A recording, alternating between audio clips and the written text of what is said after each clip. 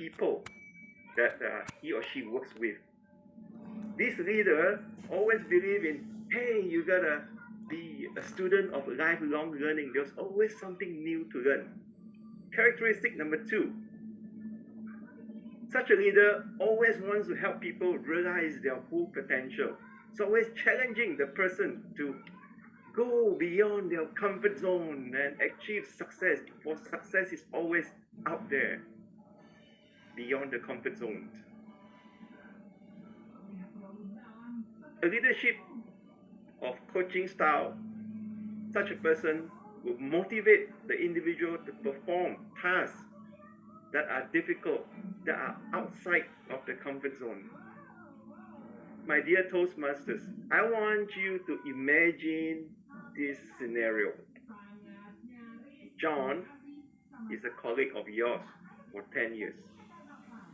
He is constantly underperforming.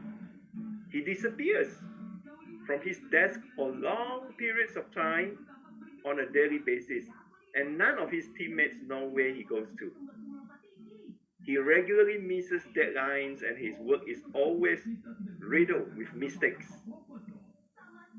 Colleagues are reluctant to work with him, and for those of you who do not like durian, John is like that durian. You just want to stay far away from this person.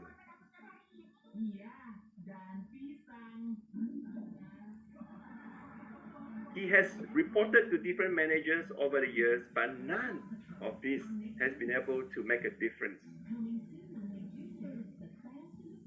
Now John has been transferred into your team, and you have the mission of shaping him up or shipping him out. What would be your reaction? What would you do? Toastmasters, John is a real life case that I have experienced. He was transferred to my team, and I was seen as the last chance balloon for him. Perhaps a lot of leaders would have sighed and be lost and would not be very enthusiastic looking forward to this challenge. But I, being a leader with coaching leadership, I rub my hands in glee and said, yes, now there was a challenge. So I told myself, for as long as John reports to me, he is not going to underperform. So let me share with you what I did with John for 18 months. I immediately sat down with him for a one-on-one meeting. And the first thing I did was a small talk. I said, John, how are you? Thank you for taking the time to be here. I look forward to working with you, helping you achieve your goals. I'm sure this meeting is the start of a very long journey, and I'm here to help you in whatever ways I can. So the first thing I did was I asked John, what is your goal?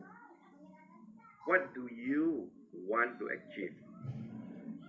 What are your ambitions? Where do you see yourself in 24 months' time? Now, ladies and gentlemen, as a coach, I want to share with you this model called GROW, G-R-O-W. So this first meeting, we established the goal, what John wants to do.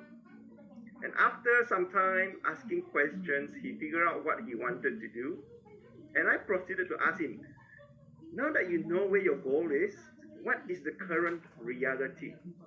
Where are you? What do you enjoy doing? What are your strengths?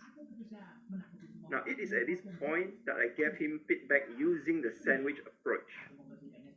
And I illustrated to him what are some of the things that he has been loyal to the company. However, there are some areas that he needed to work on, which was his performance, and that he has not been performing well constantly, and that this would be his last chance. So I gave him my feedback, and then we proceed to talk about what options So now that he has a goal, and this is the goal, all right, this is the reality. So how is he going to get from where he is now to where he intends to go? So we explored all the options and all the obstacles. And again, by asking effective questions, like what challenges do you face? What else could you do besides this? What if the constraints were removed? So by asking questions, we were able to come up with the options and obstacles that he faced. Next, then I went on to talk about the will.